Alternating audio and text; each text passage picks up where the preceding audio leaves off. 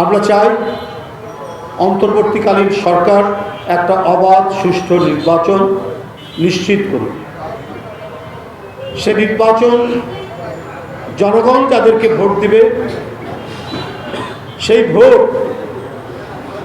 নির্বাচিত যে দল হবে তারা সরকার গঠন করবে। এটা হলো বিএনপি অঙ্গীকার, জাতীয়তাবাদী শক্তির অঙ্গীকার। এগুলো নিয়েই বিএনপির চেয়ারম্যান জনাব তারেক রহমান দেশব্যাপী কথা বলছেন।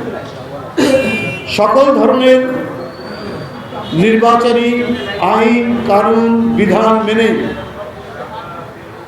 তিনি কাজ করছেন।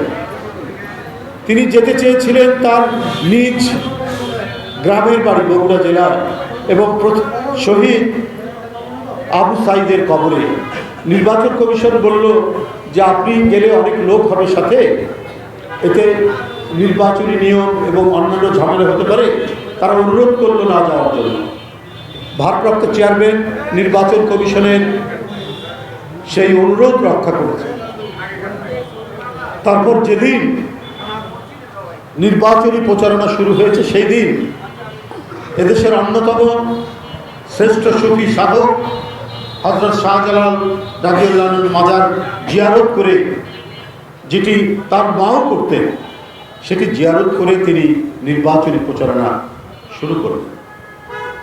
সমস্ত নির্বাচনী আইন কানুন বিধিবিধান সমস্ত কিছু রক্ষা করেই তিনি কাজগুলি করছেন, নির্বাচনী প্রচারণা চালাচ্ছেন। এবং এখন পর্যন্ত আমরা দেখিনি তার কথা বলার ক্ষেত্রে,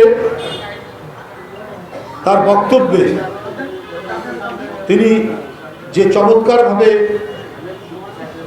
রাজনৈতিক প্রতিপক্ষ হোক বা যারাই হোক কোনো ধরনের ক্রূর এবং অকথ্য আজে বাজে কথা বলে তিনি কোনো বক্তব্য রাখছেন না। এই যে ডিসেন্ট এবং শালীন বক্তব্যে দিচ্ছেন বিভিন্ন জনসভা নির্বাচনী প্রচারণা।